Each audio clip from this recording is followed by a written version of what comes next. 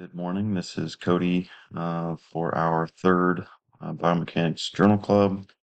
This week, our article of research was on the effects of different set configurations on barbell velocity and displacement during a clean pull by half.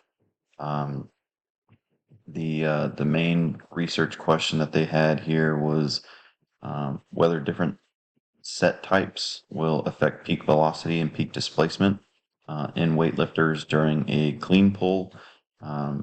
So they had a group of weightlifters who had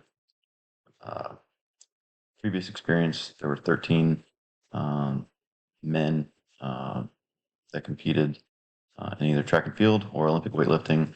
So they all had experience with the clean. And they assigned them to different groups, utilizing their 90% and their 120% of their clean. They did clean pulls.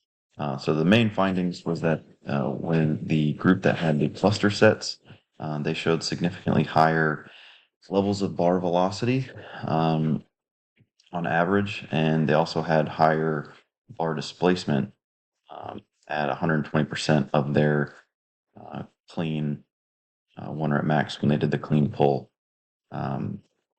So just that shorter break after doing a rep, resetting, getting back into it, it showed that they could have higher consistent levels of velocity and displacement. Some of the biomechanic concepts that were used, there were velocity and displacement, power, acceleration, and then the peak variations of those. They also use kinematics and the V scope to be able to measure everything. One of the more interesting things for me was that when you looked at the breakdown of all the velocities and displacements and time to power, time to peak acceleration, all that was on rep 3 at 120%. There was a very consistent display that it took longer to get to peak power, longer to get to peak acceleration, longer to get to peak displacement when compared to rep 1 and rep 5. And to me, that kind of told me that and that was during the undulating group. So that would tell me that during undulating type of sets, that third rep would kind of be the bigger rep or bigger time frame of risk of injury because they're potentially more fatigued at that point. They're not able to elicit as much output. At least that's how I interpreted it.